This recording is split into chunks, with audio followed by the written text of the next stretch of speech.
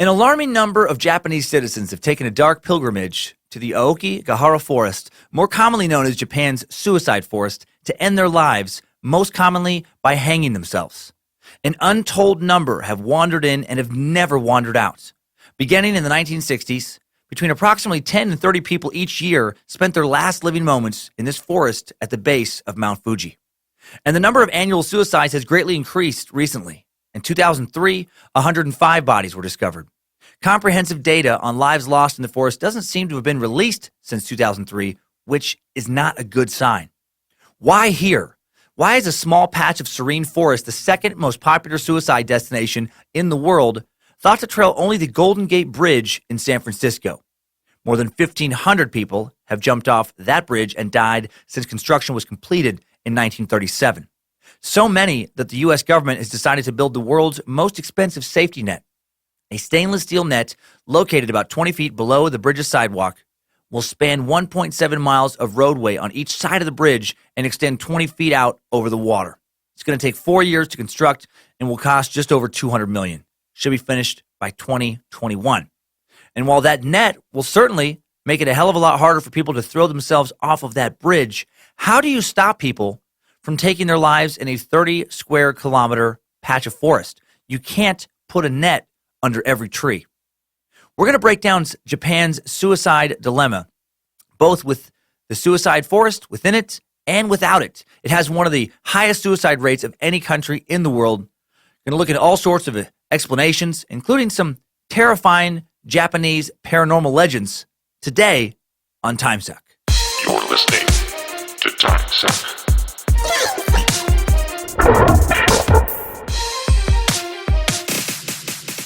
Happy Monday, time suckers, or Tuesday, Friday, last Monday for any time-traveling time suckers, or whenever you're, just happening to let the suck knowledge slap your hearing biscuits. I'm the man some call the Suck Master, the man my mom calls Daniel Boone, the man a lot of Starbucks baristas call Don. I get called Don a lot at Starbucks, so apparently I need to speak up and enunciate because I'm Dan Cummins, and you are listening to Timesuck. Welcome to the cult of the curious. Hail Nimrod. In the Suck Dungeon again today. Record this one a little early because the Reverend Dr. Josh Krell's on vacation this coming Monday. He's going to be whooping it up in Disneyland. Going to be possibly crying and shaking on the Pirates of the Caribbean ride because, it can get kind of dark in there. You can hear a lot of spooky voices, and that's nothing to be ashamed of if you're 4 years old. If you're Josh and you do get scared, then it is something to be ashamed of, and we can talk about it when he gets back. Another open house reminder, just to be clear, this is just a visiting hour situation. Nothing fancy. There's a chance for anyone who wants to come by, say hi, see how the whole shebang works, to be able to do so. Maybe if there's interest and enough people stop by, we can record part of an episode or something so you can see how it's done. May 29th, 3 to 7 p.m. in the Sandalwood Business Center, where we have a cool, hidden suck dungeon inside an unassuming beige office complex where you might find like the kind of place where you'd expect to find an orthodontist, maybe a quilting catalog distributor, maybe storage closets packed with unsold Laserdisc machines. We have a lot cooler stuff than that. We're going to have snacks, some catered stuff, some drinks. Going to have the dogs, Penny and Ginger, for a price. I'm sure we could, let you snack on them. It's not going to be cheap. We love them. But if you're like, I got $500,000 cash, unmarked bills, if you let me eat one of them, we would at least have a discussion. So pop over, put some sights to the sounds, meet some fellow time suckers and space lizards. 2215 East Sherman Ave, Suite 109, Coeur d'Alene, Idaho. Address in the episode description. Now, Memorial Day sale has started. Biggest sale we've had so far. Started the second this episode was released, or if this episode was released a few minutes early, as sometimes happens, then it starts in a few minutes at noon. And it lasts through Memorial Day at midnight. The sale is 25% off everything in the store using the discount code HEROES at checkout. HEROES. Now, Space Lizards, listen to last Thursday's Secret Suck episode for your 30% off code, which cannot be combined with, the 25% off for everybody else or your existing discount. But you get 30% off. Doing a big blowout sale to make room for some new merch. It's going to be hitting the store in waves this summer. When the following items are sold out, they're going to be gone. We're not going to be restocking the first generation original logo shirt. Not going to be restocking the second generation 100% imported unicorn scrotum black flat earth lizard Illuminati shirt. Or the third generation 213% imported koala anus, Yamo Timesuck Bojangles, Michael motherfucking McDonald, and James Ingram shirt. Not going to be restocking the 4th generation, 311% pure domestic bald eagle head feather, Timesuck logo shirt, or the Red Danger Brain Hail Nimrod shirt, or the hats. When the current hats are gone, they're gone. So a lot of stuff going to be moving out. We're going to be getting some new products and waves, again, throughout the summer, the rest of the year, to replace everything. Several different products in various stages of design and production, including a new hat. Lindsay working hard with Danger Brain to make sure the new products are top quality. Damn you, Lucifina, for making us all wait so long for what we want. Takes a minute to make some good shit. So if you're bummed we don't have the new stuff as soon as you would like, just know we're working on it all the time. Again, 25% off using the discount code HEROES at checkout. Sale starts Monday, May 21st. That's today, noon Pacific time. It's now. Sale ends Memorial Day, Monday the 28th at midnight Pacific time. So hail Nimrod. You'll get it. Special shout-outs to a little sucker. Special shout-out to Timesucker and Space Lizard Cody Asuna and his son Bohannon. Little Bohannon, little space newt, only 1 year old, who listens to this show, listens to The Secret Suck with his dad, got bit by a dog recently, needed 6 stitches to his cheek, 4 stitches across his tongue. He's doing fine. He's doing fine, but, it hurts. The recovery hurts, and he can't suck on a binky with those tongue stitches, No bink, no puff with those baby smokes. So, it's frustrating for Bohannon, for Dad Cody, and everybody, I'm sure. So, Bojangles, he sends positive healing energy your way, young space newt. Now you're going to heal at 10 times normal speed, young Anunnaki. Heal well. Praise Bojangles. And Cody, email Lindsay. Email Lindsay your address, LYNZE at timesuckpodcast.com. We'll get you a little care package for your little guy, for your little newt, for little Bohannon. Okay, couple tour dates, and then we're off, I promise. May 31st through June 3rd, very excited. The Flat Earth Tour, hitting Phoenix, hitting the Tempe Improv. Special guest Gareth Reynolds from the Dollop Podcast on all those shows. Excited. June 8th, June 9th, bringing my Flat Earth Mockery to the Draft House in Washington, D.C. Let's do it. Tickets on sale June 15th and 16th, Des Moines, the Des Moines Funny Bone. I'm bringing Mr. Pat House with me on that one. Tickets on sale, 2 nights only from me. July 15th, next live Timesuck podcast in Orlando at the Orlando Improv, and several stand-up shows July 12th through 14th. Comedy Store in La Jolla by San Diego, July 20th through 22nd. Dayton, Ohio, July 27th through 28th. More tour dates, dancummins.tv. Tampa, Palm Beach, Chicago, Sunnyvale, Portland, Tacoma, Columbus, your shower, Grand Rapids, under your bed. More coming up in 2018. So now let's dig into some darkness. Let's find out what the hell is going on. Why are bad things happening in Japan's suicide forest?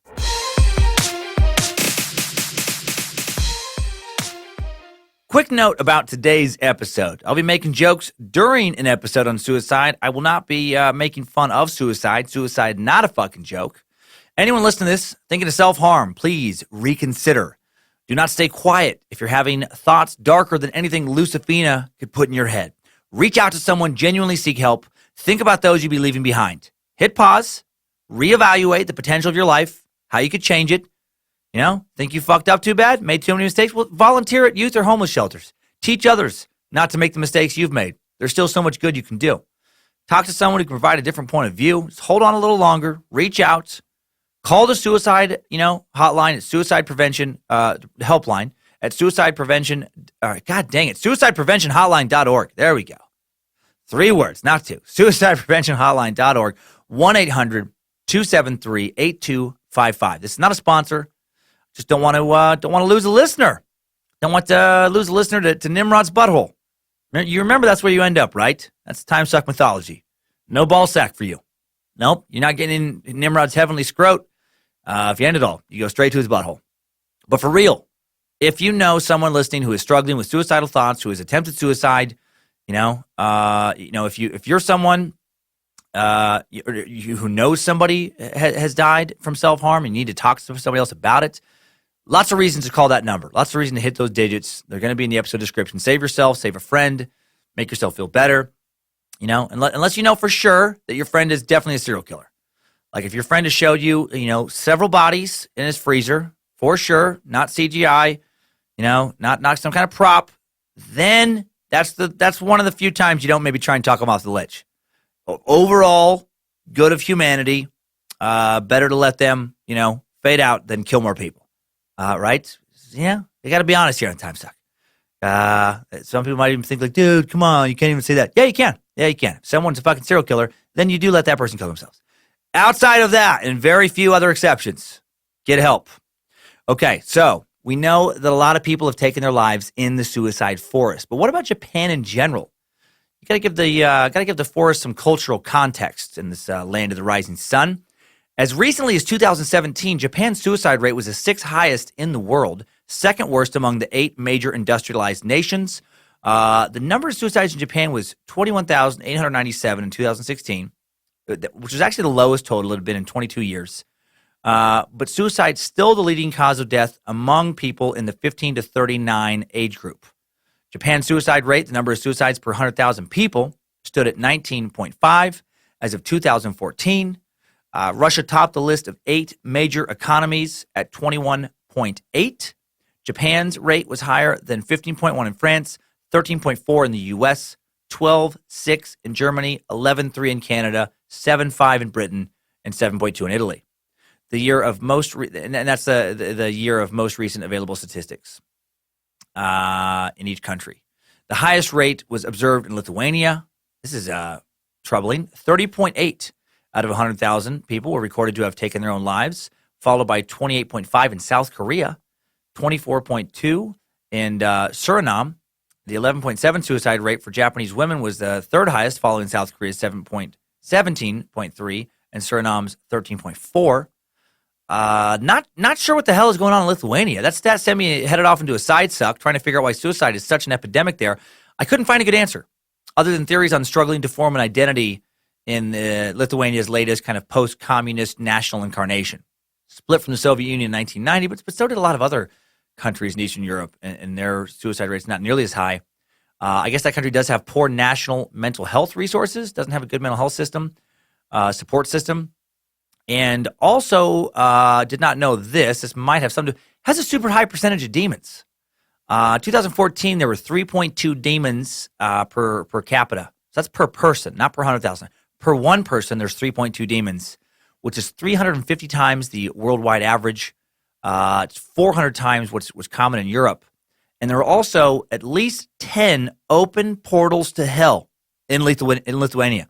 And also, the citizens of at least 4 different towns have been attacked constantly by real monsters for the last several years. So, no formal study, but a lot of demons, a lot of hell portals, a lot of monsters. I don't know. That's just what I read on a fucking website that exists only in my head, because that is bananas. We're not talking about Lithuania. We're talking about Japan. Why are Japanese suicide rates so high? Well, for starters, suicide is viewed very differently in Japan than it is in the U.S. I always find this kind of stuff fascinating. Like, we all have our worldview. We all have this lens we see reality through that's very, very, it's been shaped, by the culture we came up in, the culture we live in. And sometimes just things you take for granted where it's like, oh, yeah, you don't kill yourself. That's horrible. Well, just because we think that here doesn't mean another, culture believes the same thing. People can have a very different perspective on it, and Japan does historically have a very different perspective on it. Yoshinori Cho, the director of psychiatry at Tikio University in Kawasaki, Kanagawa, explains how while in America suicide is almost always culturally viewed as shameful, cowardly, a selfish act, it can be seen actually as an honorable way out in Japan, an honorable solution to your problems, thanks to Japan's samurai tradition in part. So let's talk about seppuku. Seppuku, called harakiri, there we go, harakiri, in the Western world. See, some of these, I'm trying to do the proper pronunciation. I've always heard as like harikiri. That's definitely wrong. That is definitely wrong if you're trying to pronounce it right. Harakiri. And I feel like it's so fucking easy for me to slide into like the stereotypical white guy trying to do an Asian voice that I feel like so fucking nervous when I do Japanese words too. Like, hirikari. Like I'm trying to do like this crazy, like horrible, like borderline racist, like, seppuku, hirikari. Like, so I'm trying not to do that trying to do it justice, trying not to just do a fucking weird white English version of it. It's gonna be a balancing act. Gonna be tricky. I'm walking a tightrope this episode.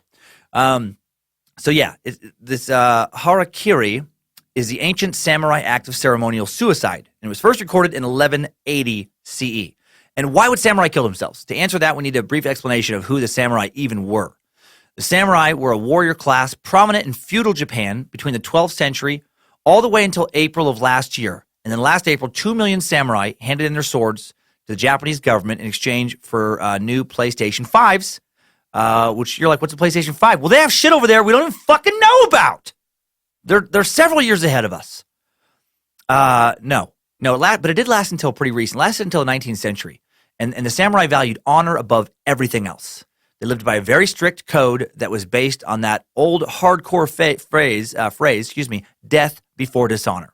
They took that shit very seriously. The samurai culture developed in the 12th and 13th centuries, distinct from the culture of the rest of imperial Japan.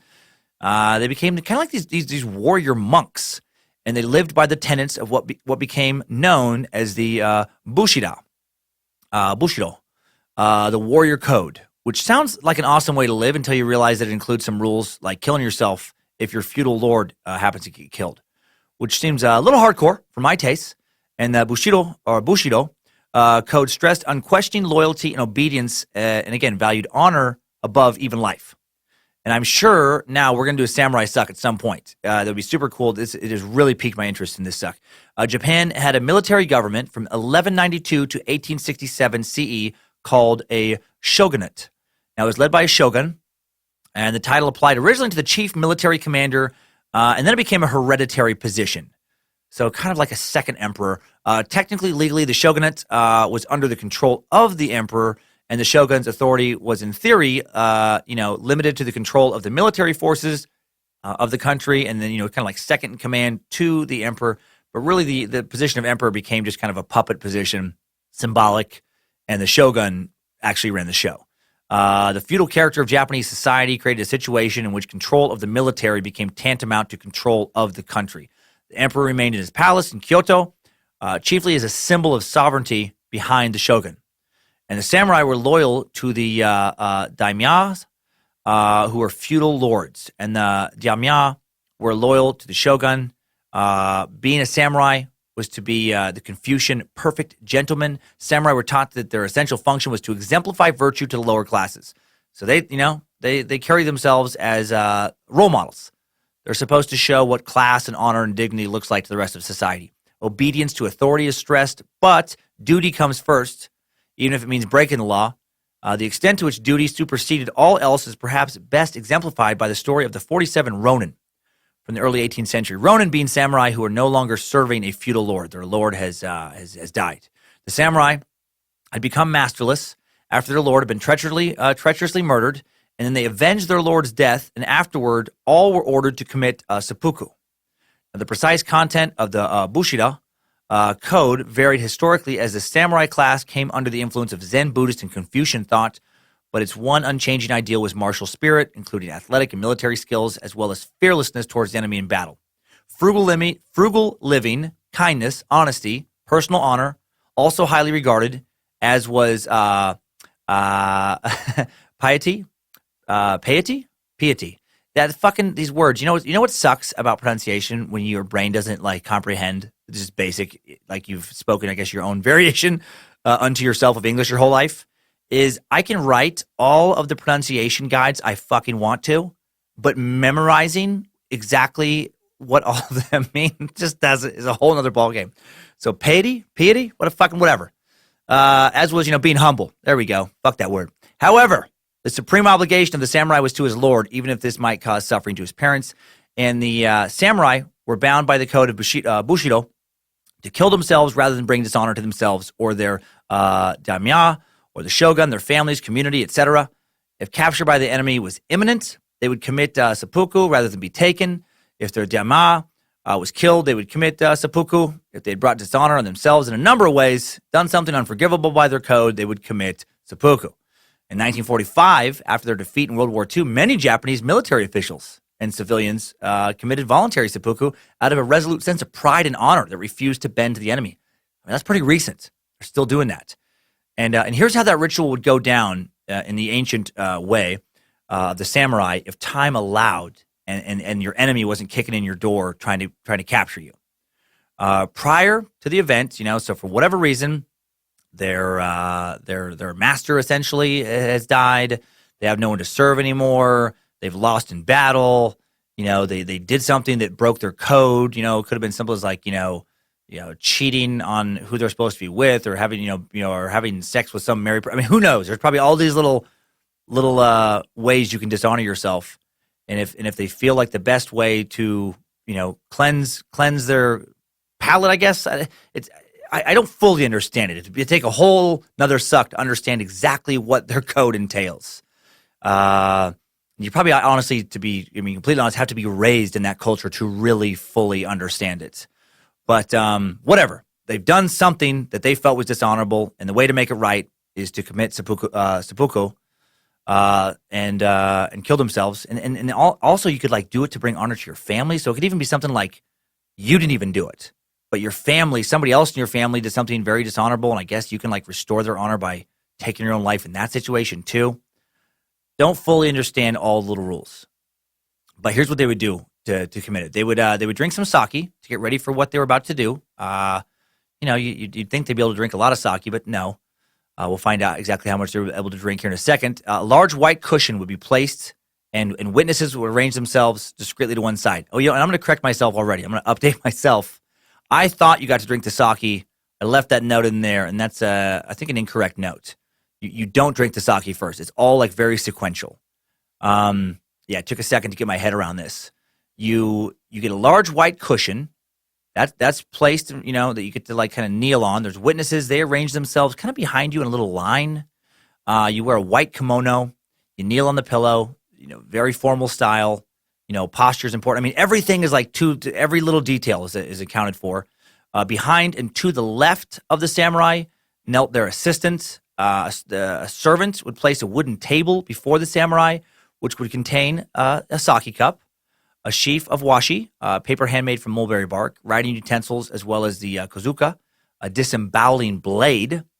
Although the samurai would be allowed to use their own sword if they preferred, the sake cup was then filled from the left by an attendant. I loved, every little detail should be followed. The samurai then empties the cup in 2 drinks of exactly 2 sips each, as 1 sip would show greed, and 3 or more sips would show hesitation. So they would make a total of 4 sips, that also being symbolic. The character she, which means 4, also means death. I mean, this shit is hardcore. If I was about to disembowel myself, it'd be very hard to stop at 4 sips of rice wine. It's could I have 1 sip of rice wine and then an entire bottle of Everclear? Can I be given 4 fat lines of Coke? You know what? Actually, can I have 4 syringes full of pure heroin? Why the writing utensils? Well, before committing a seppuku, a samurai would write a jisi, probably not pronouncing that one right, a death poem. They would write a death poem, which was considered important as a person facing imminent death was believed to have special insight into the nature of death, the nature and value of life. The poem should be graceful and natural, usually in the theme of transient emotions. I mean, so many fucking rules and rituals. Even mentioning the samurai's impending death in the poem, that's considered poor form. That's uncouth, it's bad taste. This was also important for the samurai, as the poem would serve as a written glimpse into his nobility of character and how he wished to be remembered after death.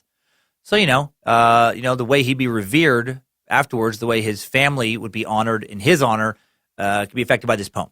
Asano Naganori, for example, whose seppuku precipitated the famous incident of the 47 Ronin, is said to have written a particularly poor death poem. I guess he implied the impending end to his life, thereby, he showed a little immaturity, a little lack of character. What a fucking baby. Come on, dude, man up and write a nice poem before slicing open your own fucking stomach. And then having your assistant, cut your head off.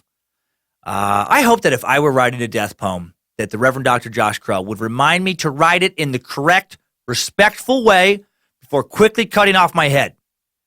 And if it was grammatically incorrect, Timesuck editor Jesse Dobner would also have to commit seppuku. Josh would have to cut off his head as well. So many heads are going to get cut off. But they did have to cut their heads off. That's part of the ritual. So according to tradition, this is so hardcore. When the samurai felt ready, He would loosen the folds of his kimono, exposing his stomach. He would then lift this big knife, or his sword, his choice, with one hand, unsheath it with the other, set the sheath carefully to one side. He would mentally prepare himself for a few moments, then quickly drive the knife into the left side of his stomach, and then draw it across to the right. See what I'm saying? You just stab yourself on the left, and then like pull it across your stomach, ripping it, everything inside of you to the right. And then he would turn the blade in his wound and bring it upward. I guess upward a little bit, and then you're done. Then you're completely disemboweled. Now, most samurai did not have to endure this last agony, as their assistant would cut their head off at the first sign of pain. I would be super pissed if I'm like, my fucking guts are hanging out, and he's texting or something, or, he's find out he's got his headphones on, he's listening to me, like, dude, cut my fucking head off. You're supposed to do it 30 seconds ago. God, come on. I'm so mad you're not cutting my head off right now. Jesus. But yeah, usually and then the cut to finish them off was known as a jumonji, like a crosswise cut. To perform it in its entire. Oh yeah, so that stomach cut had like a term for it. Jumonji. I'm probably pronouncing that wrong too. A crosswise cut, and if you performed it in its entirety, I guess that was like, you're super honored, you're super revered then, because that was particularly impressive. Yeah, I bet. And why the stomach? Because I wondered, like, why would that seems like a terrible place to kill yourself. It seems like one of the worst ways to do it. Well, it's because they believed the human spirit resided in the stomach, and that slitting the stomach open was considered to be the most straightforward and bravest way to die. Therefore, this act is a privilege reserved for the samurai. Commoners not allowed to even do that to themselves, which I don't know how you regulate that. If someone's going to kill themselves, it's kind of hard to be like, what are you going to revive them and then kill them again as punishment? I don't know what you would do but they're not supposed to do it.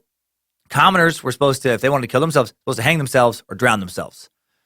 Samurai women called unabu-geisha, could slit their own throats, but only a samurai was allowed to commit seppuku.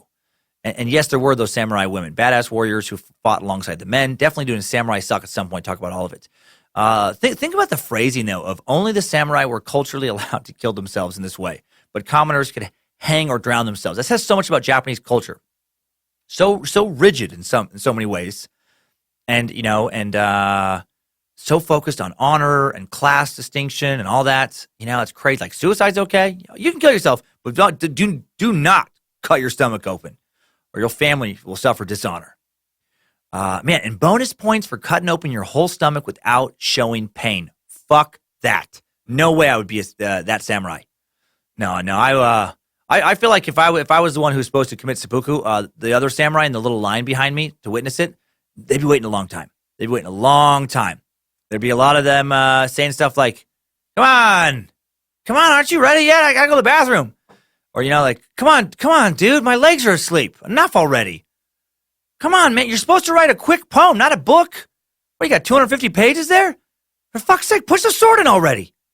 3 of the other witnesses have killed themselves while waiting for you to kill yourself. This shit is ridiculous. There'd be a lot of me saying stuff like, wait. Hold on. Can one of you guys scratch my back? Just scratch my back. I'll do it. I just don't want to die with an itch. Hey, whoa. Hold up. Is this sword seem sharp to you? I don't want to stab myself with a dull sword. Maybe you can sharpen a little bit. Hey guys, I want to do this, but maybe not today. I'm nervous. No, this is for you. I'm nervous to cut my stomach open because I think I had a bad egg this morning. Feels like I might have some food poisoning. I got some stuff going on. You can hear. I think let's reconvene next week. Let's reassess. I'm worried about the smell. I don't want that. You don't want that. Anyway, the real samurai tried to keep their composure even on the brink of death, showed their strength, full control over their mind and body in their last moments. Any previous reputation of a samurai might be meaningless if they died in an unseemly manner. That would suck. I guess, if your family's all worried about your honor, like, what if you were some badass samurai? You killed like 40 enemies in battle. You got like scars all over your face from where you've been cut up with swords. You just fucking handle your shit. But then right at the end, you're like, oh, no. And then they're like, oh, no. It's all for nothing. That would suck. And there were also, of course, circumstances where you could not commit seppuku. You didn't have time for that whole ritual, and there were other acceptable ways of honorably killing yourself, like cutting your throat if you had to do it quick. Maybe some enemies coming to get you. You could also throw yourself from a running horse with a sword in your mouth. That was written in the thing I read about it. That's very specific. Man, it takes a lot of athletic training to be able to do that. And you could throw yourself off a cliff. That was also allowed. Jeez, man. And check out this element of talking about exactly how they wanted things done just so. Check out, there's an element of the assistant chopping off the samurai's head, which sounds to me like the relationship between that assistant and the samurai is like knight and squire. But ideally, if this ritual went perfectly, the assistant would lop off the samurai's head, almost but not quite totally off. Like not totally off. And you do that in one stroke. You get like 90% in one stroke, and then you give a second little tap stroke so that the head drops forward instead of goes flying off or rolling around the room. Because that, if it's too sloppy, that's also not as honorable as they would like it to be. So ideally, and I'm not making this up, one big chop, head falls forward, little chop, head drops into your hands. Perfect situation, perfect, most honorable way. You catch your own fucking head. Not kidding. Wow. Unbelievable. So there's that. And before we discuss other aspects of Japanese culture that explain a different attitude towards suicide, clearly, than we have here in the United States, let's talk about the right way to go to sleep. You're not supposed to make yourself not supposed to make yourself go to sleep forever. All right? Don't do that. Call that number we talked about earlier. You are supposed to treat yourself to a good night's sleep, such as laying on the best mattress in the mattress game, which brings us to our first sponsor, Timesuck, brought to you today by Lisa. Driven by the mission to provide a better place to sleep for everybody, Lisa, an innovative, direct-to-consumer online mattress brand, also socially conscious, donating mattresses to shelters, planting trees, all sorts of good shit. And they have a patented universal adaptive feel featuring 3 premium foam layers, including a 2-inch Avena foam top layer for cooling and breathability, a 2-inch memory foam middle layer for body contouring, pressure relief, 6-inch dense core support foam for durability and structure. And Lisa has more than just awesome mattresses like the one Lindsay and I sleep on. They also have a Lisa pillow, blanket, foundation, and frame. They're not fucking around. They're one of Forbes' top 20 startups to watch, so treat yourself. All right, treat yourself, time sucker. Try a Lisa mattress in your own home for 100 nights risk-free. Available in the U.S., UK, Canada, Germany online with free shipping. This 100% American-made mattress ships compressed in a box to your door. You can try one out at the Lisa Dream Gallery in Soho, New York City, or Virginia Beach, or at over 80 West Elm stores nationwide. And for Memorial Day, another sale. I like it. Get $160 off. $160 now when you go to LEESA. That's LEESA.com/timesuck. Now, let's talk about another cultural thing going on in Japan. Let's talk about kamikazes, right? Because I think, a lot of people not from Japan really looked at that as like, what the fuck is going on there? But I think we're going to have a much better understanding of why that was done by the end of this suck. Kamikaze were a group of young Japanese pilots who flew suicide missions aimed at taking out as many of the enemy as possible. They'd crash their planes, never ejecting themselves in an attempt at survival into Allied ships, like they did during the attack on Pearl Harbor in World War II. About 3,800 kamikaze pilots died during World War II. More than 7,000 naval personnel were killed by kamikaze attacks. While many other countries labeled kamikaze pilots insane fanatics, Japanese viewed them more as determined heroes who sacrificed everything for the security of their family and fellow citizens. Right? They were voluntarily ending their lives with honor. And that wasn't that long ago. It was the 1940s. It reveals a very different perception regarding suicide that we typically have here in the States. The Japanese word kamikaze is usually translated as divine wind. And how dedicated were those kamikaze pilots? I mean, they trained. They trained for months to kill themselves in battle. And they didn't even think they were going to be sent to some kind of weird harem of virgins like some Islamic fundamentalist suicide attackers believe. And I wondered, what did they believe awaited them on the other side of death? Well, the predominant religion historically in Japan is Shintoism. It's the world's 5th largest religion, and it's a religion of ritual and tradition.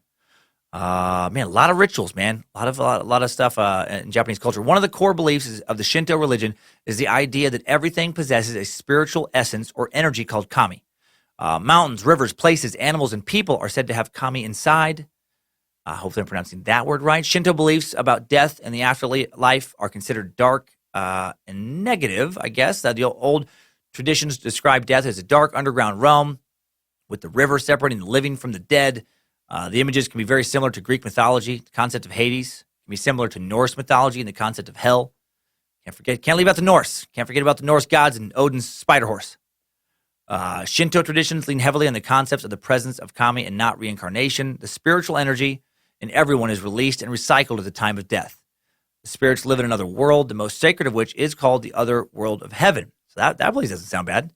These other worlds are not seen as a paradise or a punishment. Instead, the worlds are simply where the spirits reside.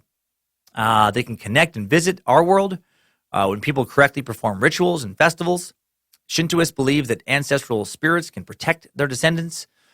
Prayers and rituals performed by the living honor the dead, memorialize them, and return the spirits of the dead, offer protection and encouragement for the living. Shintoism also views that some individuals live such an exemplary life that they become deified in a process called apotheosis. Many in the imperial family have experienced this honor, as have successful warriors. So basically, you die a noble warrior's death and you make it to the VIP section of the afterlife. And they do have a very interesting and different kind of perception of the afterlife. It sounds like ghosts. It makes sense why there's so many horror movies coming out of Japan. It's like heaven isn't and the afterlife isn't some place like way far away. It's like a different kind of parallel dimension almost to our world, where the spirits are just kind of like right there, always being they're always around us, always around them. People's ancestors still around them, living in some different plane of existence, but not living, somewhere else necessarily.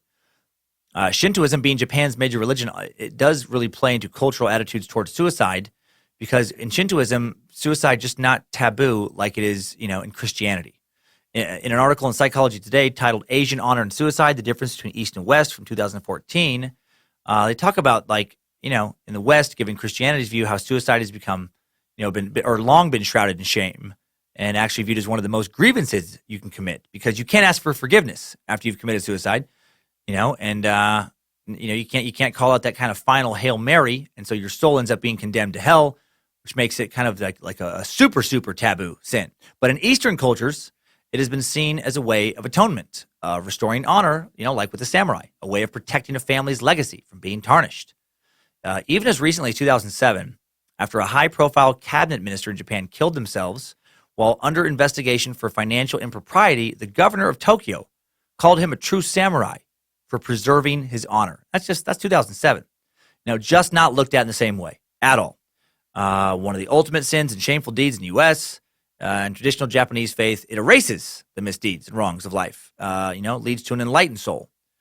But Japan is trying to change this cultural attitude recently. In the early months of this year, 2018, Japan announced that it was rolling out a 5-year plan aimed at increasing suicide prevention. Their goal is to cut suicide rates by 30%, over the next 5 years. So now that you know a little bit about Japan's historical attitude towards suicide, let's peek into the specifics of the suicide forest itself. All right, let's talk about Aokigahara. It lies at the base of Mount Fuji. Locally, it's known under the much less ominous name of Jukai, Sea of Trees, because it has a very high density of trees that are green year-round. It looks almost like an ocean when you kind of look at it from the mountain. Mount Fuji, Japan's holy mountain and national icon, is the tallest peak in the country, and its pristine, snow-capped, familiar shape is painted and imprinted on virtually everything you can imagine. Flags, cups, shirts, hats, posters, ancient and contemporary art. Its majestic image conjures a sense of awe that transcends time and culture. It's only 60 miles from the congested streets of Tokyo, but it feels like a completely different world. And Mount Fuji rises 12,389 feet above sea level, and in an otherwise, for the most part, gentle landscape where the mountain has long been heralded as being spiritually significant. The Ainu, an ancient indigenous group, believed it to be a sacred place, named it after the words meaning fire and hearth. Buddhists have also held that it's a powerful and spiritual place. And then the Shinto are the ones who hold it in the highest regard. They've constructed 8 major shrines at the base of Mount Fuji, hundreds of smaller shrines throughout the area. People can pay tribute to their ancestors. The earliest of the dates of shrine creation goes all the way back to 806 CE. Climbing the mountain itself has been considered an important pilgrimage for centuries and has required the guidance of a holy monk or a priest for many generations. And actually, women were not allowed on Mount Fuji at all until 1945 because they were believed by the Shinto to be unclean due to menstruation and childbirth. Not making that up. Didn't catch that part of Shintoism earlier. Shinto has a very complicated attitude towards women. They're seen as conduits between spirits and men, described as Miko, or children of God, and yet they have those dirty, bloody baby dispensaries. They fuck up all the shrines with their blood vaginas. To this day, there are still shrines that have signs, I looked at some pictures of them, asking women to at least wait until 72 days after childbirth.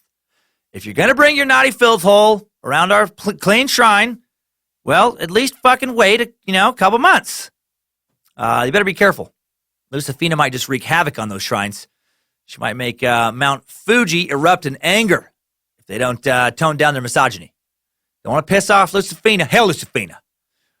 Today, thousands of people climb Mount Fuji slopes for several hours in late summer, usually at night, to see the sunrise from the astounding view at the peak. It's considered, again, a sacred, powerful sight that women are begrudgingly allowed to enjoy now. And it's said that if you have a dream about Mount Fuji, you're going to have good fortune. And then the Aokigahara, the suicide forest, lies beneath Mount Fuji's northwestern side. It takes about 4 hours to get to this isolated forest by train from Tokyo. It consists of about 12 square miles of dense, beautiful forest that grew atop the hardened lava of Mount Fuji's last major eruption in 864 CE. And you know what? I looked at so many articles. I'm going to scrap that. Maybe it does. I'm going to scrap that. Don't hold me to that 4 hours thing. I'm gonna update that as we go in real time as well, because I looked at that so many different times. Because I'm like, wait a minute, 60 miles from Tokyo, but it takes 4 hours, but the forest is right behind it. Who the fuck? It's outside of Tokyo. It's outside of Mount Fuji. That's all we need to know. I'm getting too bogged down in exactly how many miles from Tokyo it is. The porous lava rock that makes up the ground underneath the forest absorbs sound well. It creates a hushed environment that is eerily quiet. So that's part of maybe what just kind of makes it a little, outside of the suicides. It is just kind of, I guess, kind of a place that creeps people out a little bit. And like if you were to yell for help, it's unlikely people would hear you. It just has a lot of sound absorption, just the natural acoustics of the ground in the forest. That would be weird if you didn't know that it's built on a type of rock that does that, and it just is extra quiet at night. That would be very unnerving. Outside of park workers themselves and people wanting to commit suicide, not many locals go there. Local children are told it's haunted. It's a place full of dark forces. The area first started being called the Suicide Forest in 1950s or 1960s. I saw some articles that said 1950s, maybe question mark on 1950s. I'm going to say definitely on early 1960s, and we'll understand why when I bring up a book that relates to the Suicide Forest a little bit later on. But people started finding rotting corpses while on their hunt for the gorgeous views of Mount Fuji. Within a couple of quick decades, volunteers, police, park rangers, journalists, they're regularly surveying the grounds in search of those contemplating suicide to try and talk them out of it. If you do decide to visit for any reason, when you get there, you'll find the forest has a small paved parking lot that too often, this is pretty sad, has one or several abandoned cars. Hundreds of cars have pulled into that lot with their owners only to eventually leave, without their owners. Somebody has to tow it away, and because their owner is no longer in need of a car. Trail leads from the lot into the forest. There's a sign along the trail, the likes of which you probably will never find in another park. It says, "Your life is a precious gift from your parents. Please think about your parents, siblings, and children. Talk about your troubles." And then it advises you to contact the Suicide Prevention Association of Japan. If you decide to press on and journey into the breathtaking greenery of the cypress, hemlock, and pine trees, you will find, possibly some natural inhabitants on the way. A bit unlikely, but there is Asian black bear, bats, mice, deer, boar, fox, rabbits, squirrels, birds. They're definitely in that park as well. I had no idea there were bears in Japan, like wild bears. I looked them up, like Japanese, like Asian black bears. Pretty damn cute. Bigger than I thought. They maxed out at about 270 pounds. So they're legit bears. Also very endangered. Unless poaching goes down, I guess they're thinking they'll be extinct within 100 years. So I guess there's only about 10,000 left in the whole country. When the sun is up in the forest, you'll hear the quiet chatter of birds, but it's deathly silent at night in the dark. Occasional flowers and mushrooms can be found amongst the ferns and moss covering rocks on the forest floor. tree roots and fallen limbs snake through the undergrowth, over around the rocks and small caverns, creating a creeping sense of entanglement. It's also just really pretty. I mean, I have watched several videos on it. It is like a very pretty forest. The first kilometer or so of hiking after that parking lot takes you closer to the mountain itself, and it's littered with the remnants of other hikers, despite the constant upkeep of the officials working there. The trail itself, mostly clean, but there's ribbons and ropes, left tied to trees from previous visitors who wanted to mark their way back to the trail to make sure they didn't get lost in the dense forest. Little pieces of garbage, cut credit cards, empty blister packs from pills, which that's scary. Occasional broken phone. These are all easy to spot along the periphery. Trail markers point out several natural attractions. There's the Narusawa and Fugaku ice caves, the Lake Sai Bat Cave, the Fuji Five Lakes. The ice caves would be pretty creepy if the government hadn't sanitized them with steps and hand railings and signs and lots of concrete, lights and paths and screens and stuff. It's this cave where these water droplets fall to the cave floor and freeze and create these ice stalactite and stalagmites. These, looking formations, I guess. I guess they're not technically stalactites and stalagmites, but they look like those, made out of ice. Super cool, actually, looking, and also a great setting for a horror movie. The farther you venture in, out past the caves, the more pristine the forest becomes, the more foreboding it feels. If you choose to ignore all suggestions, venture off the path, you can easily get lost. It all starts to kind of look the same. So, which way exactly did you come from? Given that roughly 100 bodies have been found each year, although officials have quit posting officially that number in hopes of quelling the phenomena, the longer you wander, lost to the forest, the greater your odds of encountering a dead body are going to become. Most of the suicides, as I said earlier, have hanged themselves, which is nearly always fatal. The majority of the rest choose death by overdose, which isn't nearly as fatal, but there's a good chance that some of those who didn't die right away from the overdose, maybe changed their mind, ended up still dying because in their drugged and disorientated state, they wouldn't be able to figure out how to get back out of the park, and back to civilization to get help. While the Japanese government is well aware of the high number of suicides in the forest, short of just not letting one in the forest, which is going to be tricky to fence that entire forest, there isn't much that can be done to stop it. And even if you did that, people could cut through the fence. I mean, what are you going to patrol an entire forest to try to make people not get in it? Again, it's not like the Golden Gate Bridge where you can build a net so people can just, not be able to jump into the bay below. If you want to see any of this for yourself, there's quite a few documentaries online about the suicide forest. I watched a short 20-minute Vice documentary on YouTube about suicide forest where a cameraman follows nature guard Azusa Hayona on a walk through the grounds. Now, Hayona is a geologist who works in the forest as an environmental protector, and he's also just a good dude. You can tell he's just a good dude. He just doesn't want people to kill themselves, and he's trying to find people and talk them out of it before it's too late. And so he regularly goes on these suicide patrols in search of bodies and people to talk, off the ledge, so to speak. He's lived in the area for over 30 years. He's personally, oh man, I found this so horrific, found over 100 corpses in the last 20 years. Well, the 20 years prior to the Vice piece. Holy shit, man. Can you imagine discovering over 100 dead bodies, and not all at once? I mean, that would be terrible, but I would prefer that to having it strung out over 2 decades where you just, it's been 6 months and you haven't seen anybody and you just kind of maybe relax and then you see another person. I mean, I guess you get jaded towards it, but God, I just feel like you just can't get those, you wouldn't be able to get those images out of your mind. Hayona claims, as many of the local rangers do, that he can likely guess who is coming for a nature hike, who's coming with indecision and doubt, and who is coming to never leave. Those who enter the forest and are contemplating suicide but haven't yet made up their mind, I guess they often bring a tent. And they're the ones that use rope or ribbon to kind of mark their way back to the trail as they venture out to some secluded part of the woods to really contemplate their fate. And again, those informal markers are everywhere. There's little ribbons and stuff. I saw them in the video just all throughout. Occasionally there's a cut noose on the ground. I mean, the empty pill cases. Yeah, really, really rough. As Hayona leads viewers on a walk to the forest, often off trail, he encounters an abandoned tent. Appears to have been there for a few days. He hopes they're just off walking and still deciding that they still have hope, pointing out that if a body had been found, the tent site would have been cleaned up. Nearby, he finds a creepy stuffed doll nailed upside down to a tree. Seriously. The kind of shit that would send most of us into a sheer panic if you ran into it alone at night. This creepy doll wears a striped suit. Its face is all ripped up. Nails are driven through its feet and hands. It's been crucified in an inverted position. Hayona says putting a doll like that is just a sign of contempt for society. Somebody was just angry, felt that society had not been kind to them, and they wanted to place a curse upon it.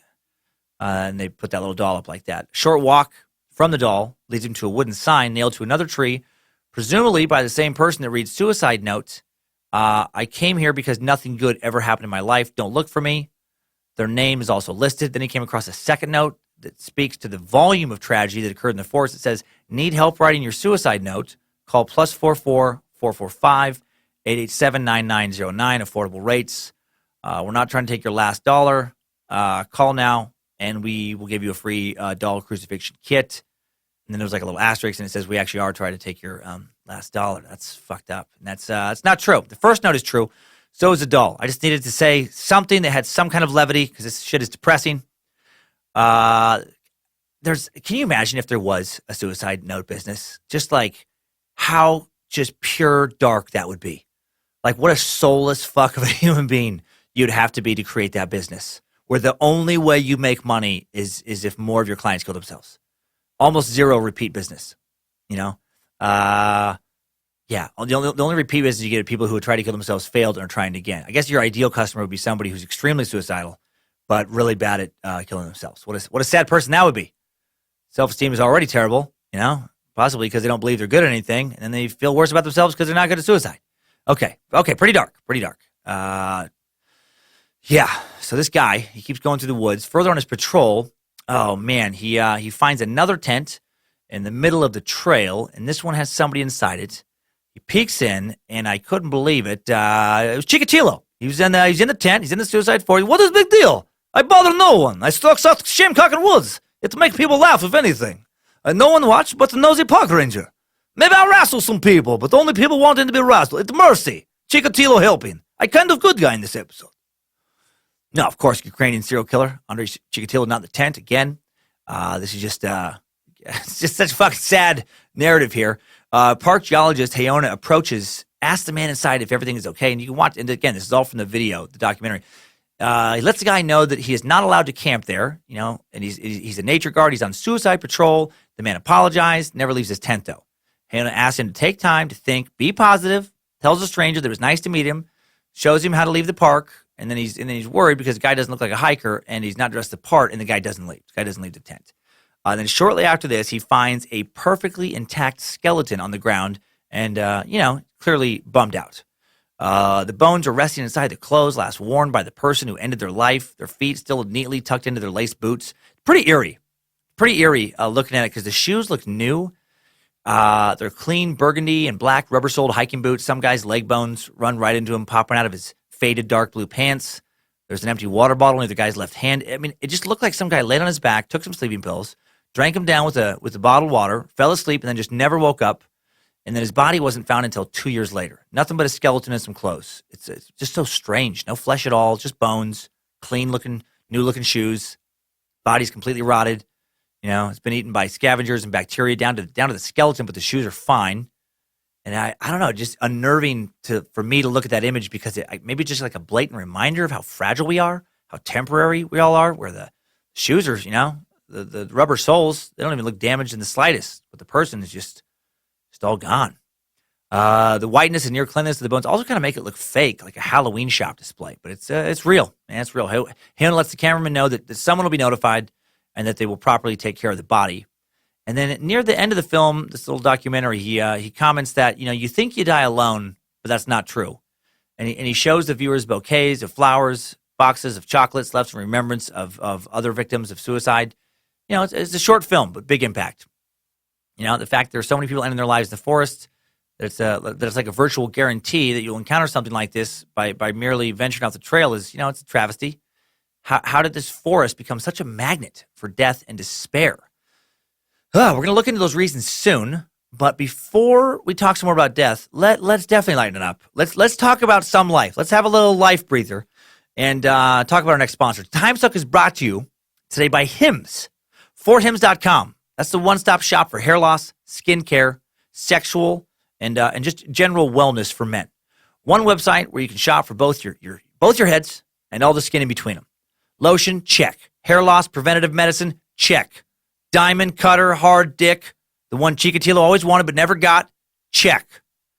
Hopefully check. With medical grade solutions, real doctors, well-known generic equivalents to name brand prescriptions that can help you keep your hair, ForHims.com offers men easier, more affordable access to the prescriptions, products, and medical advice they need. And what I like is that these are not, herbal, snake oil kind of supplements. They're prescription solutions backed by real science. Four Hymns works with doctors and pharmacists. They're not working with flat earthers and people writing false flag blogs. No, with 4hymns.com, there's no waiting room, no awkward doctor visits. You get to save hours of your life by going to 4hymns.com, answering a few quick questions. Then a doctor, a real doctor, not a wackadoodle, will review and can prescribe you what you need, and everything's going to be sent just directly to your door. And if you order now, Timesuckers, you'll get a trial month of everything you need to keep your hair for just $5. $5 today, while supplies last. See website for full details. This will cost hundreds if you went to a doctor or pharmacy. So go to 4hymns.com/timesuck. That's FORHIMS.com/timesuck. 4hymns.com/timesuck. Yeah. Okay. So now back to Death and Despair. Yeah, that's the episode today. You blame the space lizards if you don't like it. They voted it in. So, but I did, and I'm not complaining. Actually, I did find all this stuff very fascinating, especially all the cultural stuff. And again, we do know culturally suicide viewed differently in Japan. We now know that a lot of suicides occur in this forest, but why here? I mean, if you're going to kill yourself, why take a trip to this specific forest? Why, out of all the locations available in a country plagued by suicide, is the Aokigahara forest the location of choice for those ending their lives? It's absolutely stunning. Potentially, tranquil, natural wonder. It just doesn't feel like the right setting for something like that. Well, the answer may lie in a pair of books. The first being 1960s, Kuroi Jukai, Black Sea of Trees. It was written by Seicho Matsumoto. You can order it off Amazon, and you can read it if you can read Japanese. It has not been translated into English. And this book is about young lovers venturing into the, oh my gosh, this word kills me every time, Aokigahara forest, to end their lives. It's reportedly written in a romantic tone that glorifies the protagonist's suicidal actions. And in addition to this book, that may be the reason people began to kill themselves in the forest, another book published in 1993, I feel like definitely accounts for the large amount of suicides in the forest now. The book is called The Complete Suicide Manual. It's written by Wataru Tsurumi, and it is exactly as fucked up as it sounds. It lists out the options for committing suicide and then ranks them, noting their effectiveness, cost, pain level, preparation required, emotional impact on family, etc. I mean, it truly is a non-joking guidebook for suicide. Tsurumi doesn't really get into the morality of suicide or the philosophy around it. He simply just publishes an instruction manual that covers, over 11 methods in 11 chapters. There's overdosing, hanging, slashing the wrist, i.e. the carotid artery, car collision, gas poisoning, electrocution, drowning, self-immolation, freezing, miscellaneous. That's a weird one. And then self-defenestration. Now, defenestration, I had not heard of that word before. Self-defenestration is a very fancy way of saying throwing yourself out of a window. Not kidding. Defenestration is defined by Merriam-Webster as throwing of a person or thing out of a window. Assassination by defenestration. And I feel like that has to be a really short chapter. Like what technique is involved there? I feel like it's like chapter 10, self-defenestration. Find a window at least 100 feet off of the ground, open it, throw self out of it. And then it just goes right to the next chapter. Chapter 11, miscellaneous. What would be in there? Miscellaneous. Section 1, death from anal explosion. Find dynamite stick, stuff an ass, light. Spend several seconds really hoping you have used enough dynamite to die, as opposed to keep living after you've blown off your dick and balls and or vagina and also destroyed your spine and butthole. So not surprisingly, this is a pretty controversial book, should be.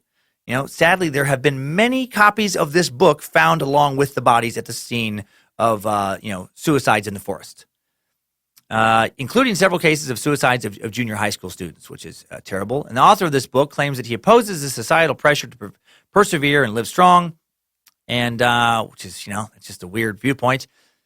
And he lists specifically the Aokigahara forest as the perfect place to die. Quote, the perfect place to die.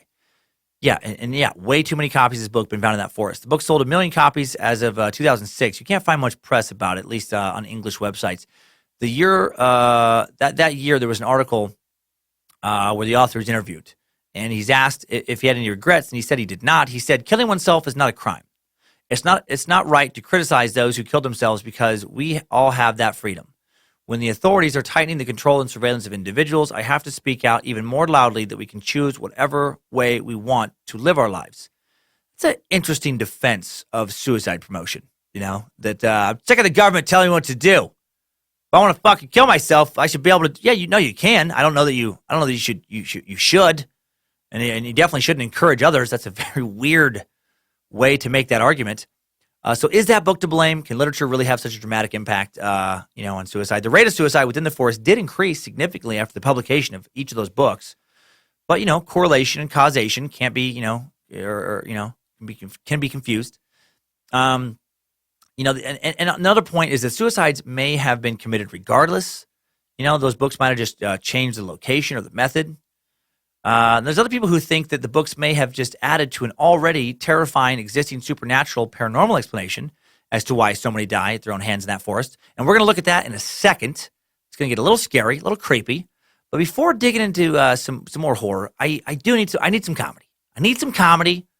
This is definitely a tricky episode to lighten up, but we're going to do it by checking in with what those lovable losers have to say about the suicide forest, those complete idiots of the internet. Idiots of the internet. To find this week's wackadoodles, I went to the trailer for the 2016 U.S. horror movie The Forest, starring Natalie Dormer. You know her from the Hunger Games movies, or at least one or two of them, the Game of Thrones. I've never seen it, this movie. It's about a young woman who travels to the suicide forest to find her twin sister, finds a bunch of creepy-ass monsters instead. I watched the trailer, and that was enough for me. Somehow, according to various comment section posts and reviews, the film had a 10% approval rating on Rotten Tomatoes. And I say had because right now you can't find it. You can't find any reviews for it really. There's like one, but on Rotten Tomatoes. Somehow they were able to like reboot their Rotten Tomatoes rating, which, oh man, there's got to be so many other, producers and distributors of shitty movies that are so jealous as to how they figured that out. I'm sure a lot of other films like to erase their terrible ratings. The other 2016 film, U.S. film set in the suicide forest, Sea of Trees. It was a drama starring Matthew McConaughey, Naomi Watts, Ken Watanabe. That has an 11% approval rating. So apparently, this forest is also the play a lot of movies have gone to die. And I know that joke is not the best taste, but goddamn it, I'm trying to find some comedy in this episode. And that joke basically wrote itself. And from what I've said several times, I'm big on you guys getting help if you're truly feeling suicidal. A couple virtue signalers pop up in the comment section of this episode, or of this under this video almost immediately. Of course they do. User Ashley Dusk Mountain writes, "Suicide Forest is a real place that I find so sad." Yep. Yeah. Mm-hmm. That's yeah, that makes sense. And then Enrica Potato says, "It's sad that there actually is a suicide forest." Yeah, you fucking both nailed it. I hope the two of you can find each other and form some kind of brain trust where you guys can, write a bunch of self-help books or something. Because you're right, it is sad. Thank God you guys were there to point that out. If you guys weren't there, I would have maybe gone on my whole life thinking it was like a joyous occasion to be celebrated. But nope. No, you guys set me back on the right path. User Amy X Amy clears up an important misconception about the film, posting. I love just how people think they need to point this out for others. Like, who wouldn't fucking understand that? She says, "The forest is based on Aokigahara. Yes, it's real, but the monsters are fake." Oh, that makes way more sense than what I thought. Amy, I thought the forest was fake, but the monsters were real. Got it. Good to hear from a monster expert. Now I can sleep a lot easier. I wonder if Amy X Amy posts on all horror movie videos. Hey, everybody. Finally just watched The Creature from the Black Lagoon. Listen up.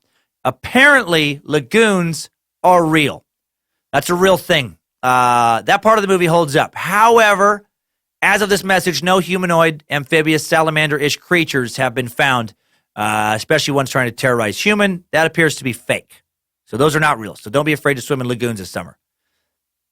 I like this one. Maxim Dejanovic posts, The movie was filmed in Serbia, and I was in the house where it's filmed. It's still there. Now, I find this really dumb because Maxim posted this in 2017, and the movie was filmed in 2015. Like, how is that crazy to you that it's still there?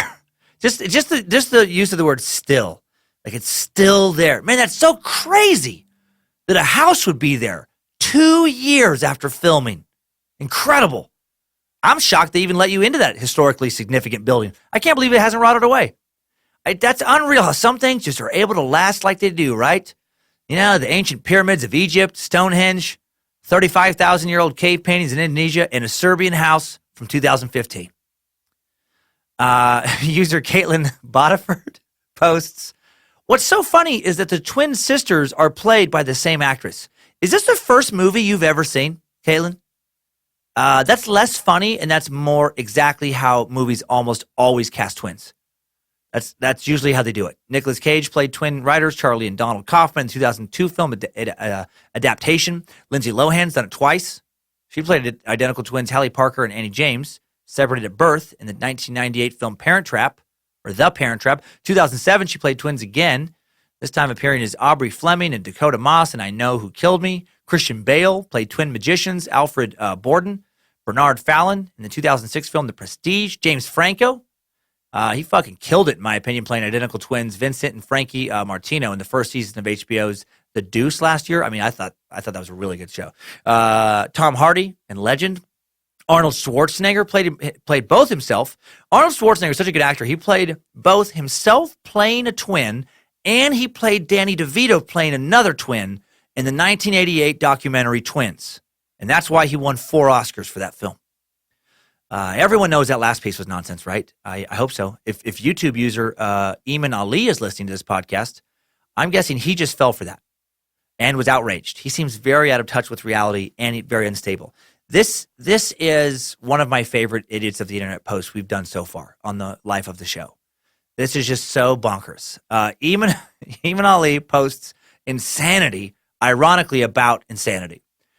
All caps, boycott, lowercase, this movie, many exclamation points.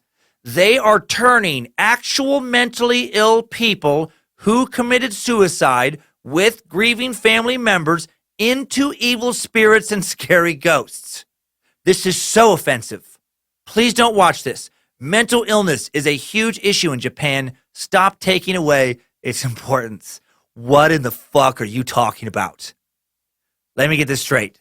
You think they are turning dead mentally ill people who are dead, they're already dead, and they're turning them into evil spirits and ghosts. Like, you've written that as if you believe they're literally doing that. Like, the producers were like, hey, you know what would make this movie really scary? Check this out. What if, just follow me, what if instead of hiring actors to play ghosts, or instead of creating scary monsters with CGI and post-production, because that can be expensive, we don't have a big budget. What if, hear me out, we turn dead people into ghosts and evil spirits who, despite being evil and not of this world, are still somehow able to follow a production schedule, work with real actors and actresses, do as many takes as we need. Can we actually do that? Can we actually turn dead bodies into ghost actors? We can. Yeah, we can if, okay, here's where it gets a little tricky. We can do it if specifically they were mentally ill when they were alive. And also committed suicide. It's kind of a long story, but basically I bought a book of spells from a necromancer, and it was missing a lot of the pages. And those are the only specific spirits I can conjure. I like it. I mean, it would save us a ton of money since you can actually, pay evil spirits, or you can't. Exactly. Now, the post is so weird. It convinced me to Google, and it was so specific. Did the movie The Forest cast mentally ill people to play ghosts? I was just trying to figure out how this user got confused. And I guess I have to eat some crow because they did. The film was shot in 2 locations around Tokyo and on Terra Mountain in Serbia. And, because the Japanese government does not allow filming the suicide forest. And in Serbia, they don't have any laws regarding acting unions. And so rather than pay actors, the producers just rented out a mental health facility and they just forced a lot of the patients into being in the movie. They dressed them up as monsters and they made them be in the movie. And that is fucking ridiculous. That never happened. No. The only thing that happened is Eamon Ali posted some fucking wackadoodleness because he is one of my favorite idiots of the internet. idiots of the internet. Okay, that was nice. I needed that. That was a nice break from the darkness. Now I still can't believe that. I still can't believe somebody is outraged because they think that somebody has turned the spirits of deceased mentally ill people who committed suicide into evil monsters, but then also let them work with the movie. Like, it's so many levels of crazy. Okay. Let's we're gonna get a little darker now. We're gonna start talking about these monsters that some people believe are behind this. The Ubesut. Legend has it that in times of hardship, families would take their elderly, sick, and otherwise alien family members to the forest and abandon them, leaving them to die. And this sounds like I'm joking here, but it really, according to various articles I read, this Ubesut is translated as granny dumping, like for real. It was the practice of poor citizens who would bring their senile elders into the mountaintops because they could no longer afford their care, and they would just abandon them and let them starve in the wilderness. I'm not even joking. Which seems so cruel. Like, if you're going to get rid of Granny, I mean, couldn't you at least have the fucking dignity to throw them off a cliff or something? You got to let them starve? That sounds like the worst way to go. When families were starving due to famine and drought, difficult choices had to be made to ensure the survival of some, rather than all those, within the home perishing in slow, agonizing starvation. An elder would be chosen from the family or volunteer on their own to alleviate the hunger of the others by limiting one mouth to feed. And nearly all the stories collected about this phenomena, it's always, almost always the grandmother.